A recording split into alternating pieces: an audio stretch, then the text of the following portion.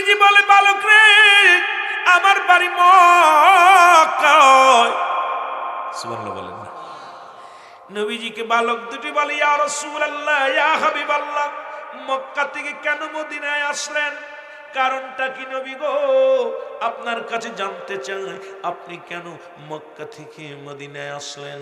আমার নবী কয়, বালকের রব্বে কারীম আমাকে হুকুম দিছে, আমার আল্লাহর হুকুম তালিম করতে যাইয়া আমি মক্কা থেকে মদিনায় আসি। মদিনার মানুষের কাছে কালেমার দাওয়াত দিব, মদিনার মানুষের মাঝে আমি প্রবেশ করব। নবী তো বলছেন, হায়াতি খায়রুল লাকুম, আমার হায়াতের জিন্দেগিটা উম্মতের জন্য কল্যাণ শুরু। এই মির্জাপুরের বাবারা খুব খেয়াল করবি রে আমার আব্বারা। নবী বলেন, এই দুনিয়ার মধ্যে আমি নবী আগমন করলাম আমার উম্মতের কল্যাণের জন্য গো। ও যুবক বন্ধুরা, তেলের কান্ডা লাগা শোনো। নবীজি ডাকতে বলে, বালকেরা রে, আমি নবী আসি উম্মতের দাওয়াত দেওয়ার জন্য, আমি আসি কালেমার দাওয়াত দিয়ে। বালক দুটি বলে, ইয়া রাসূলুল্লাহ, ইয়া হাবিবাল্লাহ, কি দাওয়াত গো সেটা? আমার নবী কয়, লা ইলাহা, নাই কোন ইলাহ ইল্লাল্লাহু, এক আল্লাহ ছাড়া, মুহাম্মাদুর রাসূলুল্লাহ সাল্লাল্লাহু আলাইহি ওয়াসাল্লাম। জোরে জোরে চিল্লায়া বলা যাবে না মারহাবা। বালক দুটি বলে, ইয়া রাসূলুল্লাহ, ইয়া হাবিবাল্লাহ, মক্কায় কি কোনো মানুষ নয়? আপনি মদিনার মানুষের দাওয়াত দেওয়ার জন্য আসছেন। মক্কা নগরে কি কোনো মানুষ নাই? মক্কার নগরে কি কোনো লোক নাই? আমার নবী কয়, বালকেরা আছে, মক্কা নগরে অসংখ্য মানুষ আছে। মক্কা নগর আমার মায়ের ভূমি রে, মক্কা নগর আমার বাবার ভূমি, মক্কা নগর আমার জন্মভূমি। এই জায়গায় অসংখ্য মানুষ আছে। আমার নবী বালক দুটি ডাকতে বলে, ইয়া রাসূলুল্লাহ, ইয়া হাবিবাল্লাহ, নবী গো, এই মক্কা ভূমি থুইয়া কেন আপনি মদিনায় আসলেন? আমার নবী কয়, বালকেরা রে, এই দুনিয়ার মধ্যে মক্কার মানুষের আমারই অনেক কষ্ট দিছে রে। মক্কার মানুষের আমারই নির্যাতন করেছে, মক্কার মানুষের আমারে আমার সঙ্গে বিদ্রোহী করেছে, মক্কার মানুষের আমাকে কত কষ্ট দিচ্ছে, জ্বালাতন দিছে রে। আমি নবী এসেছি মদিনার বুকে। বালক দুটি বলে, ইয়া রাসূলুল্লাহ, ইয়া হাবিবাল্লাহ, মক্কার মানুষের আপনাকে কষ্ট দিছে, কে সবচেয়ে বেশি কষ্ট দিছে নবী গো? একটু যদি বলতেন, কে আপনারে আঘাত দিছে, কে আপনারে কষ্ট দিছে? আমার নবী ডাকতে বলে, বালক রে, আয় আয় আয়। ওই বালক দুটিকে বুকের মধ্যে টান দিয়া নবী কয়, মক্কা নগরে সবচাইতে কষ্ট দিছে আমার আবু জেহেলে। আল্লাহু আকবার বলো। এর বালক দুটি ডাকতে বলে, ইয়া রাসূলুল্লাহ, ইয়া হাবিবাল্লাহ, নবী গো, ও নবীর প্রেমিকেরা, বালকেরা যারা বসে আছো, বালক দুটি ডাকতে, ছোট ভাই বড় ভাইরে ডাকতে কয়, ভাই রে, আমরা যদি বেঁচে থাকি, যদি কোনোদিন আবু জেহেলের সঙ্গে দেখা হয়, কথা দিলাম দুই ভাই তার শিরকেস করে দিব, বিদায় করে দিব। জোরে জোরে চিল্লায় বলা যাবে না মারহাবা। দুটি ভাই ডাকতে যখন বলছে, নবী চোখের পানি করে ছেড়ে দিচ্ছে রে। নবীরে ডাকতে বালক দুটি বলে, হুজুর আপনি কেন কাঁদতেন? বালক দুটি ডাকতে বলে, নবী গো, আপনি কেন কাঁদেন? আপনার চোখে কেন পানি?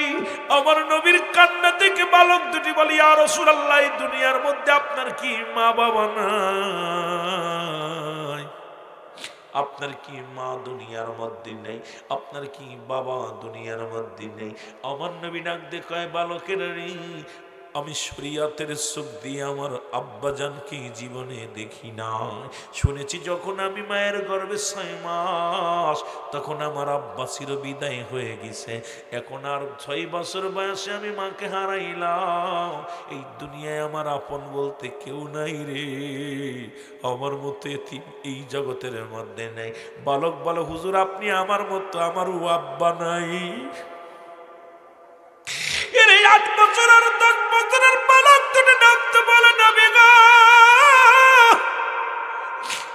মায়ের নবী, নবী গো, এই দুনিয়ার মধ্যে আপনারও তো মা নাই, আপনারও তো বাবা নাই, আমাদের এই জগতের মধ্যে মধ্যে বাবা নাই, মা বেঁচে আছি ইয়া রাসূলুল্লাহ ইয়া হাবিবাল্লাহ। আমার নবীজি বালক দুটিকে সান্ত্বনা দেয়, দিয়া নবীজি কালেমার দাওয়াত প্রচার শুরু করে দিলেন।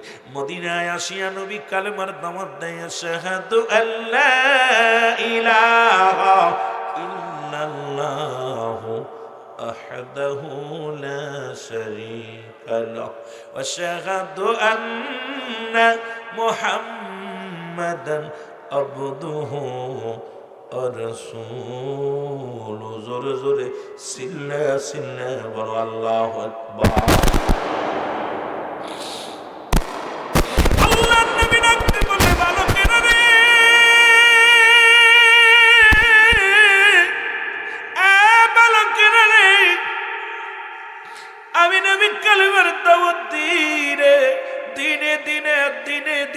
মুসলমানদের সংখ্যা বাড়তে লাগলো, মদিনার মুসলিমের সংখ্যা বেড়ে গেল।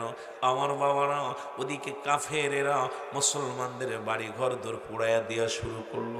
আজকে দেখলাম ভারতের মধ্যে মুসলমান মোদি বাহিনী, দেখলাম মুসলমান মুসলমান ইন্ডিয়ার মুসলমানদের আঘাত করতেছে, মুসলমানদের উপরে নির্যাতন শুরু হয়ে গেছে, মসজিদে যাইয়া পিটানো শুরু করেছে।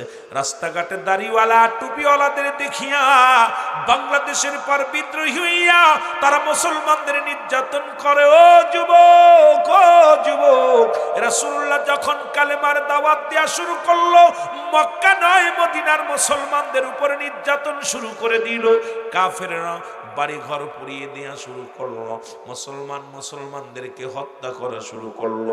নবী কান্দার বলে, রব্বে কারীম, ও আমার রব্বে কারীম, আমার আল্লাহ, তুমি মুসলমানদের বিজয় দাও, মুসলমানদের ইজ্জত দাও। আল্লাহ এইভাবে যদি মুসলমানদের শেষ করে দেয়, আমি নবী ইসলামের দাওয়াত দিব আমি কারে?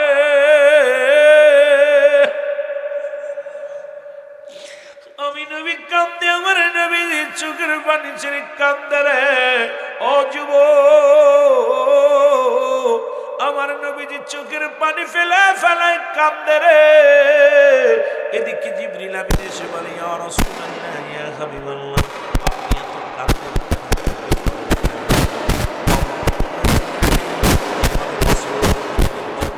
হয়ে গেছে, মুসলমানদের বাড়ি ঘরগুলো পুড়িয়ে শেষ করে দেওয়া হয়, মুসলিম জাতিকে কষ্ট দেওয়া হয়।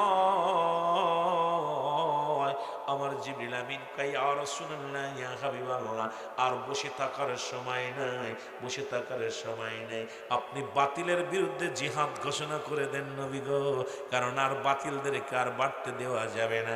আমার নবী কয়, জিবরিল আমিন রে, মক্কা মদিনা মিলা কত মুসলমান হবে রে?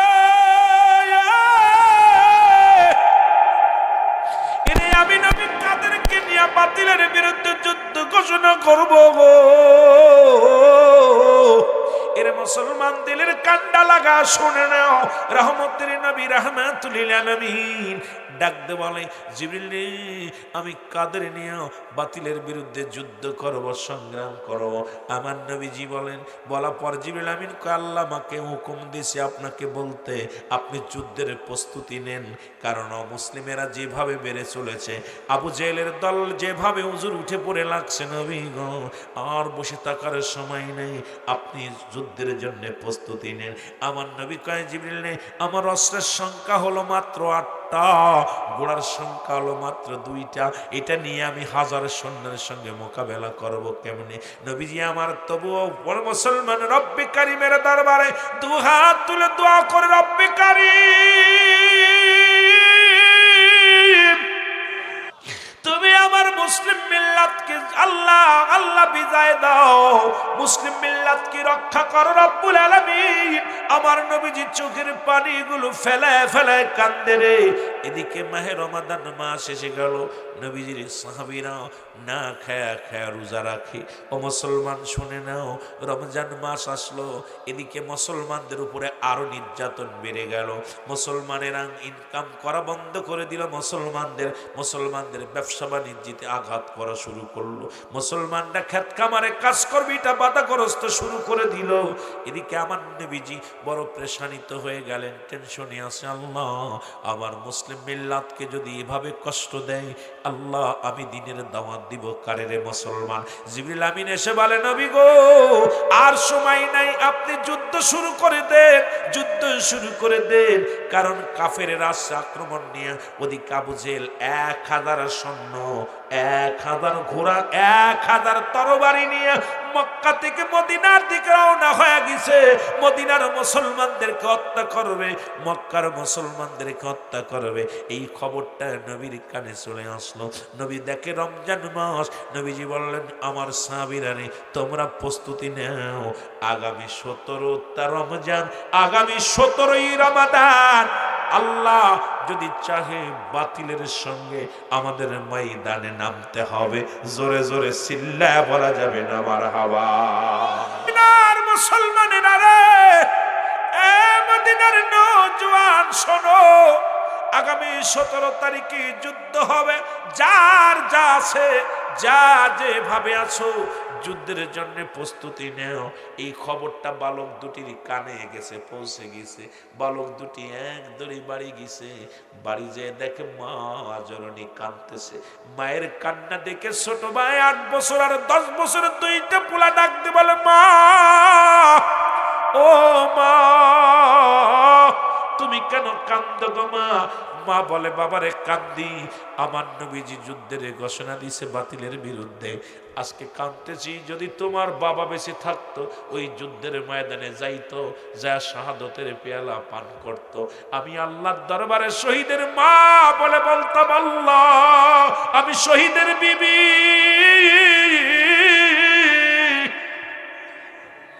কেমন মা বোনেরা যারা আজকে মাহফিলে বইছো, একটু শোনো গো। এরে মুসলমান মেয়েটা ডাকতে বলে, বাবারা, কারণ আমার নবী ঘোষণা করেছে কোন নারী যুদ্ধে যাবে না, কোন বালকেরা যুদ্ধে যাবে না। ওরে মুসলমান, এখন তোমরা ছোট্ট দুটি ভাই, তোমাদেরকে আমি পাঠাইতে পারছি না, নিজেও যুদ্ধে যেতে পারছি না।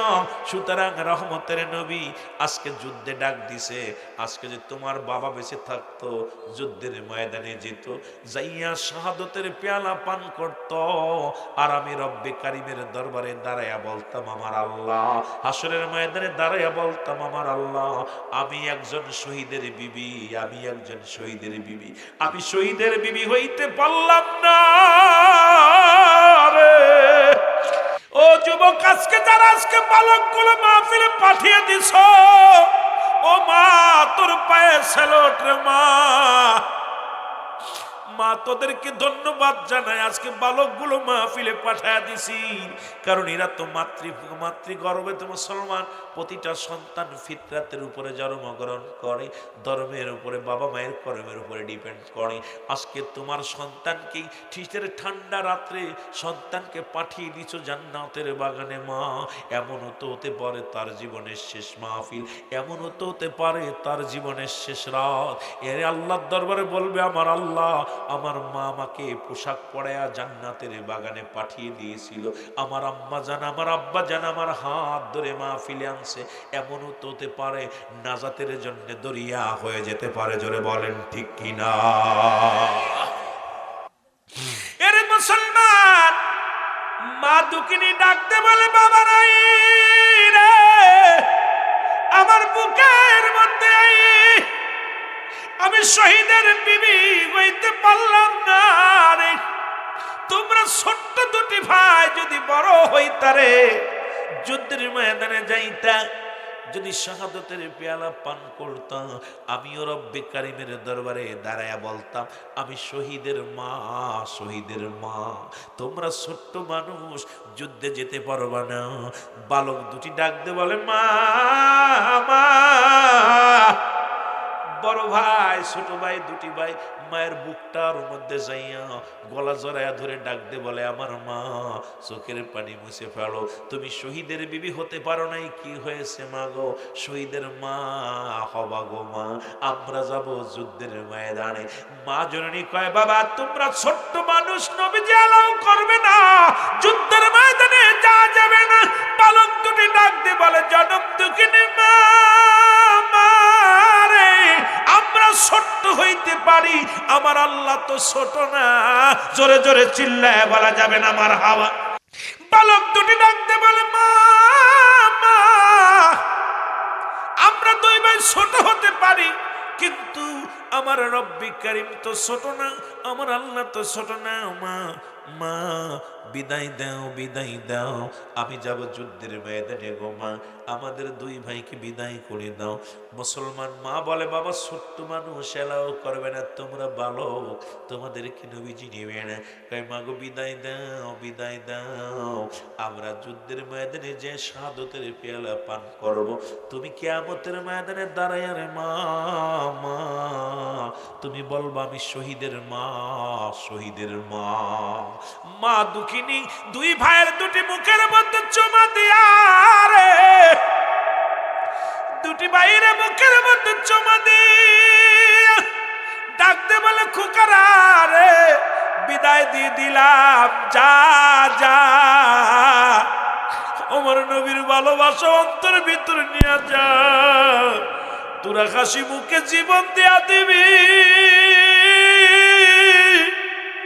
আমি কিয়ামতের ময়দানে রব্বি কারীমের দরবারে দাঁড়ায় বলবো, রব্বি কারীম, আমি শহীদের মা, আমি শহীদের মা। জোরে জোরে চিল্লায় বলা যাবে না মারহাবা। নবীজির ভালোবাসায় বালক দুটি রওনা হয়ে গেল। রহমতের নবী বললেন, ও আমার সাহাবীরা রে,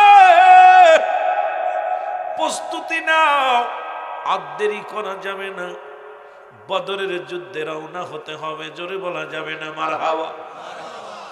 মুসলিম মিল্লাতের প্রথম যুদ্ধের নাম হলো বদরের যুদ্ধ। আর ওই যুদ্ধে অংশগ্রহণ করেছিল দুইটা বালক, একজনের বয়স 10 আর একজনের বয়স 8। এর নবী বললেন, আমি যুদ্ধের সৈনিক নির্বাচিত করব,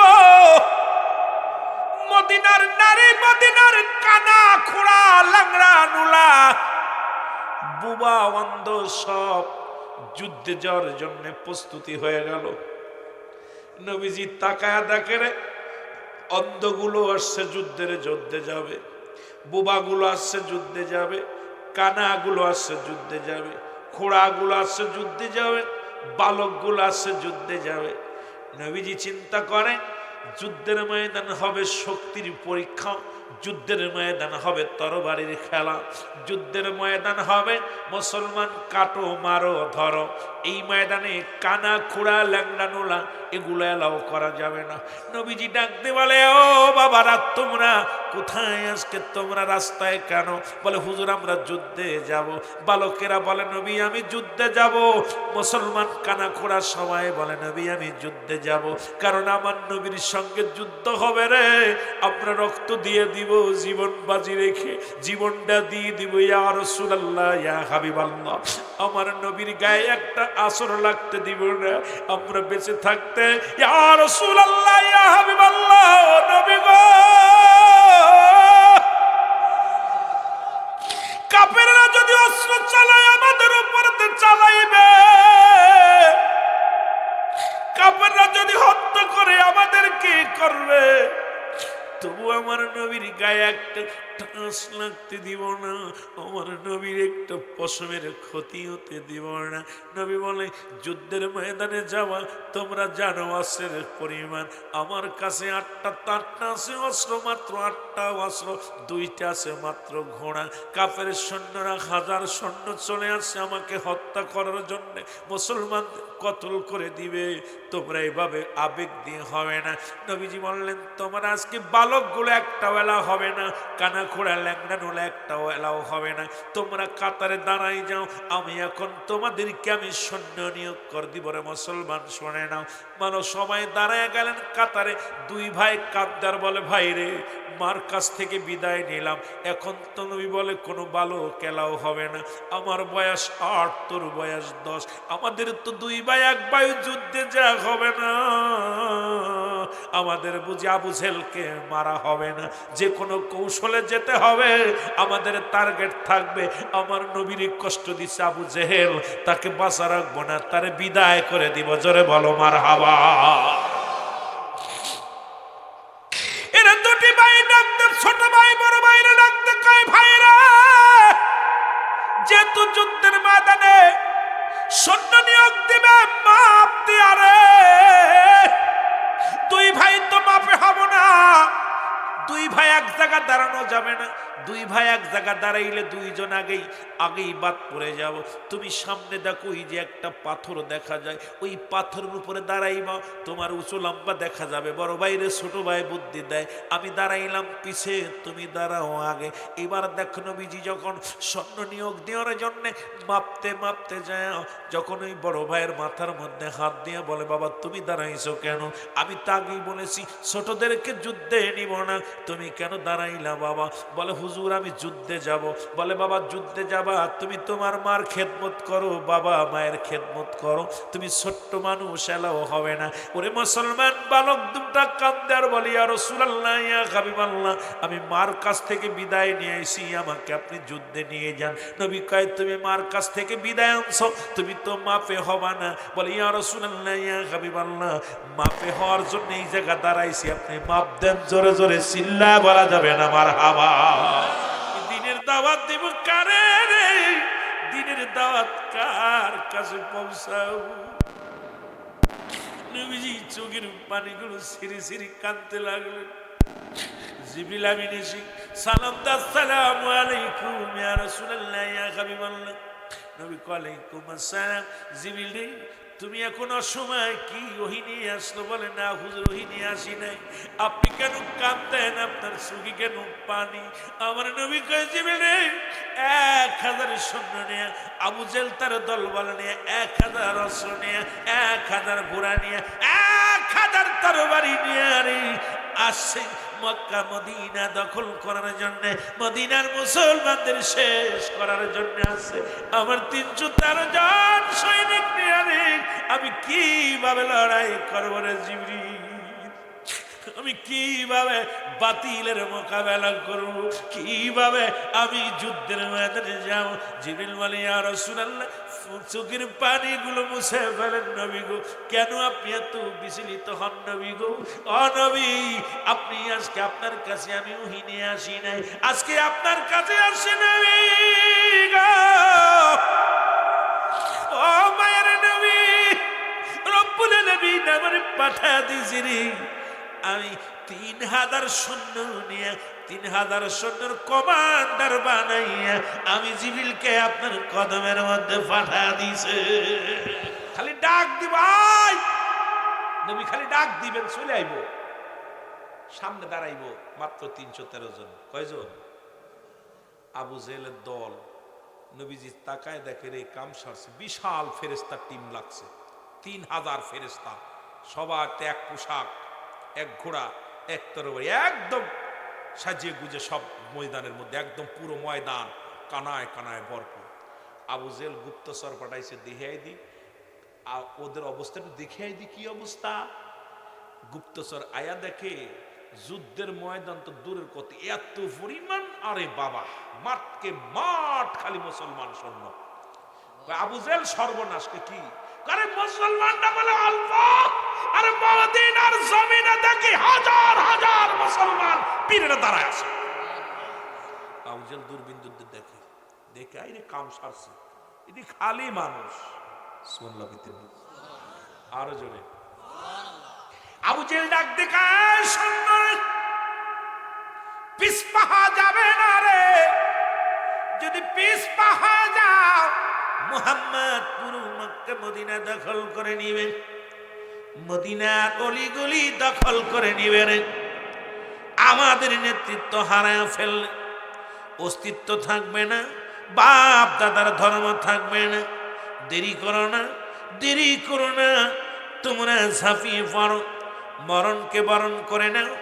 আমারে তুমি হিজলা বানায় দিও না, মুহাম্মাদের কাছে মাথা নত করে দিও না, তোমরা ঝাঁপিয়ে পড়ো, আমি আসি।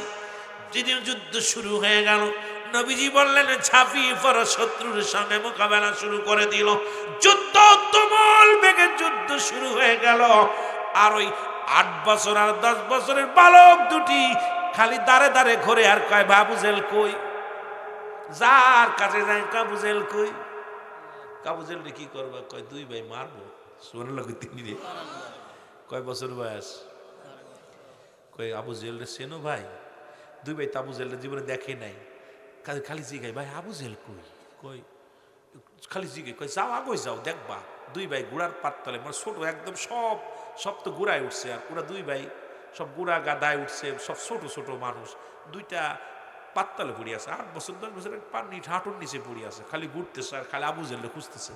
খুঁজতে খুঁজতে একজন লোক কয় ভাই আবু জেহেল। ও ভাই আবু জেহেল কয় ও যে সাদা ঘোড়া, কপালে ডোরা দিয়া বড় ঘোড়াটার উপরে বসে আছে, ওইটাই আবু জেহেল।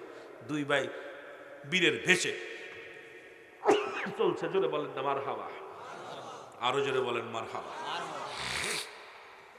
2টি ভাই বীরের ভেসে চলছে। ছোট ভাইকে আমি মারবো, বড় ভাইকে আমি মারবো। আমার নবীর কষ্ট দিছে রে, আমার নবীর চোখের পানি জমিনের মধ্যে পড়েছে। ছোট ভাই আবু জেহেল রে, ও আবু জেহেল, আজকে আমার হাত থেকে কেউ তোরে বাঁচাতে পারবে না।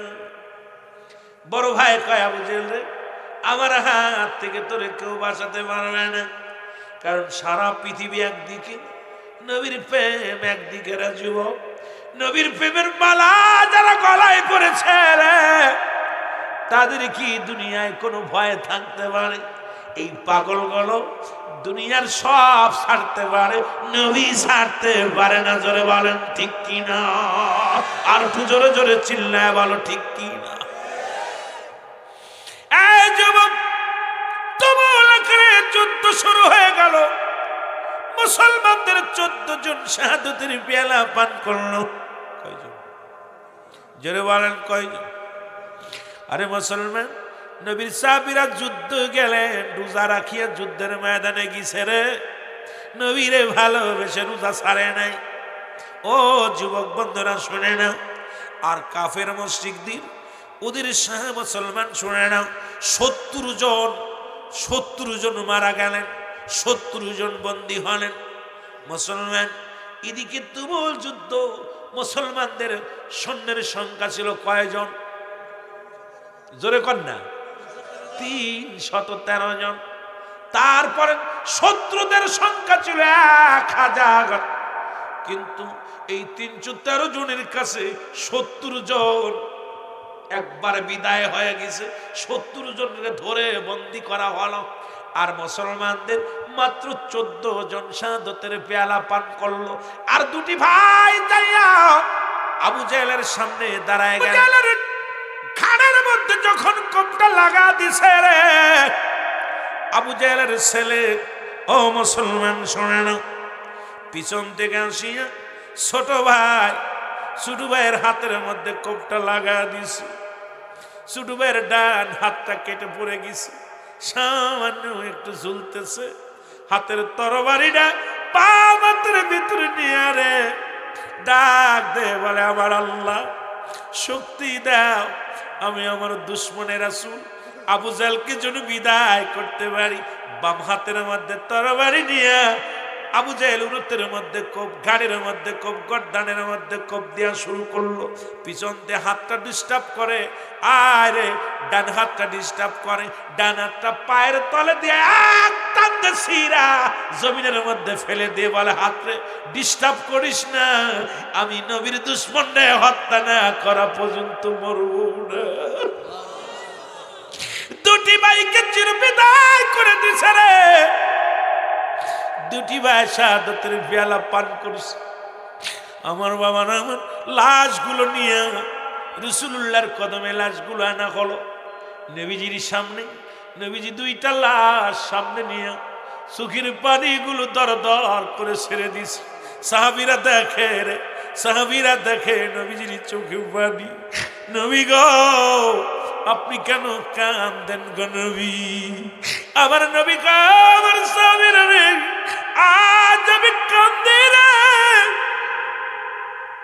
ওই মাসুম 2টি বছর দেখে রে